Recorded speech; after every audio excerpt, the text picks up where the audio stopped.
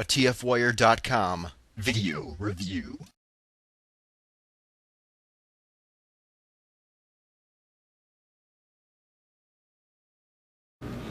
Hey gang, Spada coming at you with another video review. This time we're taking a look at Deluxe LongArm, the tow truck.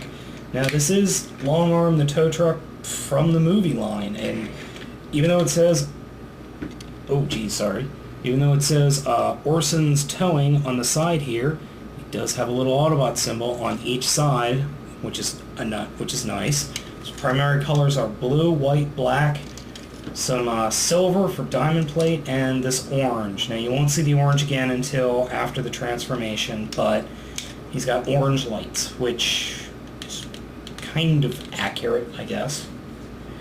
Now in this mode, his wheels are plastic, and it does roll freely. It's got a little winch back, or a tow train, and if you hear that in the background, that would be the fire engine siren for the local fire department.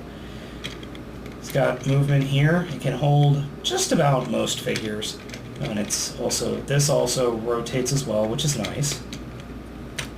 Now it's got a little flame job on the front, which is kind of cool, I guess. I've never seen a tow truck with a flame job before, but hey. But okay, so let's transform it. I'm going to start off by just rotating this out of the way and plugging it in like that.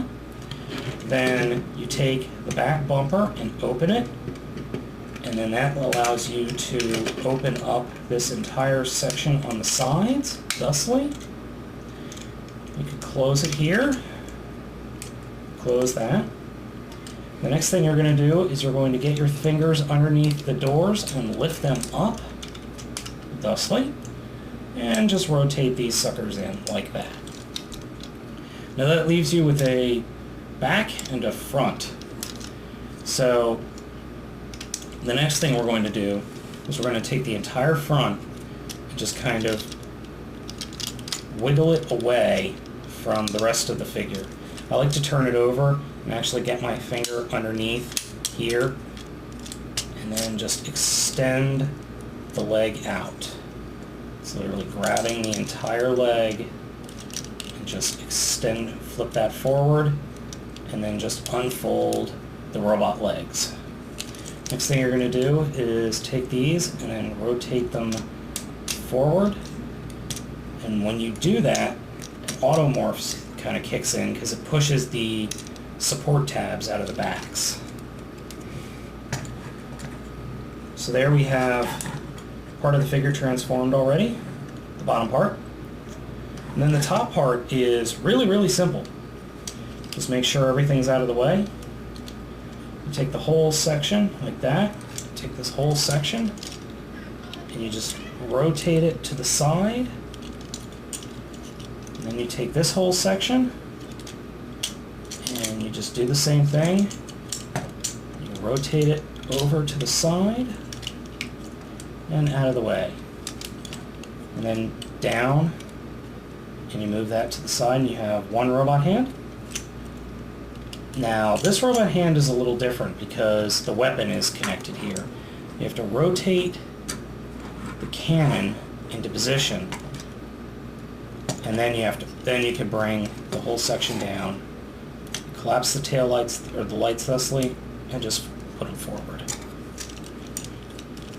Oh, and then the diamond plate on the back just folds flat like that. And there we go. He retains his primary color schemes, except with a lot more diamond plate, or gray diamond plate in the front. He has orange light piping in the head, and then more orange here and on his knees. I'm just going to zoom in here and give you guys a better taste of the figure. Feet are actually very posable. He's got plenty of articulation in the legs, and I actually like the simplicity of the detail on his head. And I think the biggest or the most unique thing about this figure is the fact that he is so posable. Full rotation here, full rotation in the knees except for up to that point, full rotation in the feet. I mean, look how far forward that goes. He's got a lot of range of mobility in this mode, which I like. His biggest flaw, I don't know if this can be considered a flaw actually, but his gun is attached.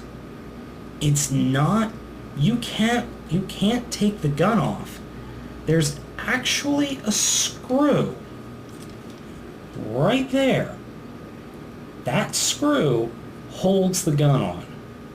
And that makes sense, because this gun is huge. I was wondering how they were going to do that, but the gun is enormous compared to the figure. I mean, the gun is about that long, and it's approximately the same height as the figure. So his weapon is as big as he is.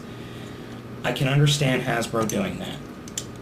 Unfortunately, it limits his posability a little bit. You can get some neat poses. And unlike some figures, he has open palms on his hands, so that's actually pretty cool. But ultimately, I was a lot more excited for this figure than it turned out to be. But I'm not saying it's a bad figure at all. I'm saying it is actually a very good figure. I don't like the fact that his gun is attached. I don't like that. That limits the figure in its playability, in its usefulness. It just limits the figure in so many ways to have the gun attached like that. It does make for a nice shelf piece though. Even though it's a bulky figure in its alt mode, it's very thin and very flexible in this mode. Give you a look at the back here. It's a fairly simple transformation. Getting him back to car mode, though, is a little difficult because of all the panels that you have to line up. But once you do it once or twice, it becomes old hat. Still, I give this figure a solid 7 out of 10. The main issues are the gun being attached, and simply because he did not live up to my expectations. Otherwise, I would say pick up this figure, but get the guys that are in the movie first, other than Jazz, because that's a horrible figure. But if you have room in your collection for him, I would definitely pick him up. This is Spade saying good night, and I'll catch you guys later.